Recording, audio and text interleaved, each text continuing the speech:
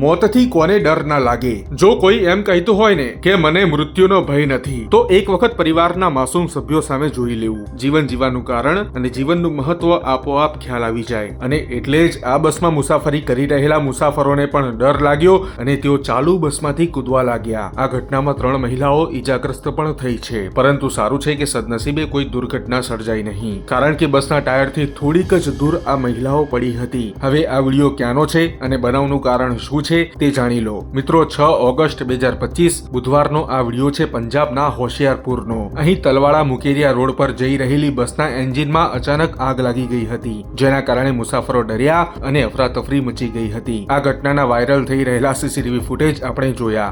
એટલે હવે આ બનાવને લઈને તમે શું કહેશો? કરો કોમેન્ટ. અને એટલું જ નહીં, ગુજરાતમાં જે સરકારી બસ દોડે છે તેની પણ મેન્ટેનન્સ કામગીરીને લઈને તમે કંઈક કહેવા માંગતા હોય તો તે પણ જણાવજો.